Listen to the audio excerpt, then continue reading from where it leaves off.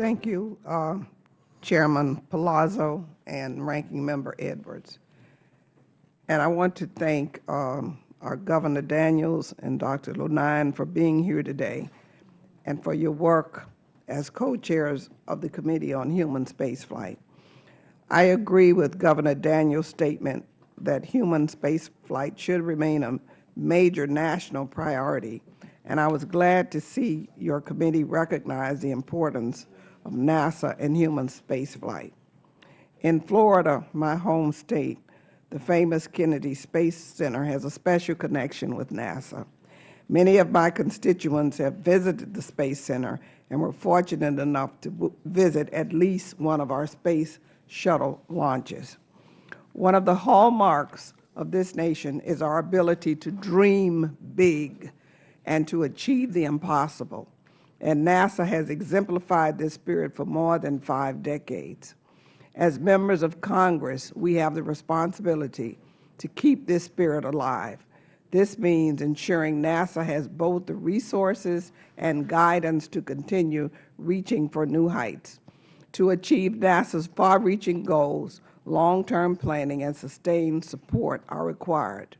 So I say let's keep working together in a bipartisan fashion to ensure NASA can continue its mission of discovery, technological innovation, and inspiration.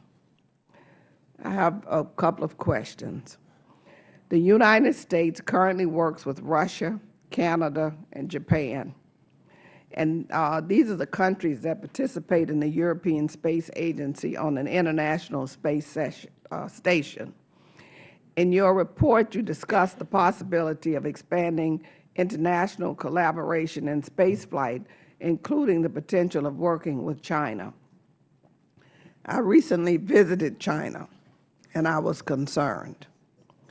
What lessons are there in our current collaboration that we can apply to future collaboration to ensure intellectual property and that classified information is adequately protected?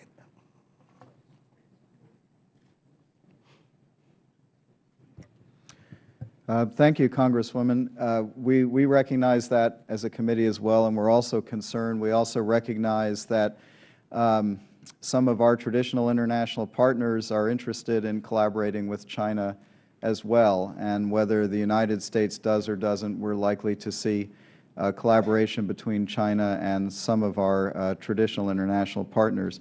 Governor Daniels was prompting me to tell a story that I think is correct. I've checked it with other committee members, and of course I was in high school at the time, but during the Apollo-Soyuz test project, when the U.S. and the Soviet Union worked together to achieve the first international docking in space of 2 human spacecraft, the docking module, which was the connector between the Apollo and the Soyuz, had a Russian end and an American end, and it was primarily a piece of U.S. hardware that was transported to Russia for testing, and in the context of one of those transports, apparently it was found that it had been disassembled and reassembled again, probably in Russian customs. So, you know, this is the sort of thing that one has to watch for. Ultimately, if the nation decides that China is a partner of value in this major human endeavor, the program would have to be designed to safeguard our technologies. There's no question about that. Okay. Thank you. We are currently forced to rely on Russia to transport our astronauts to the International Space Station. Is there any, when there is conflict between governments, how can we guarantee the concerns, the safety concerns for our astronauts? Has that been discussed or any plan in place as to what happens when there's conflict, which is something that we're fast approaching now with Russia? Well, these are excellent questions and very legitimate concerns. I guess we talked about them in the committee. I guess one can only say that we did live through periods of intense disagreement and conflict with the Soviet Union while we collaborated, We are collaborating with Russia now at a time of when we have immense disagreements. These are very hard questions, and the intellectual property question, of course, may be even tougher. All that can be said is, as hard as those are to contemplate, and as big as those risks are, the idea of somehow going to Mars alone, probably even less promising, and with it raises even bigger questions. And so that's why our committee thinks at least we have to be open to trying to solve these problems or properly safeguard against either property theft or maybe safety challenges.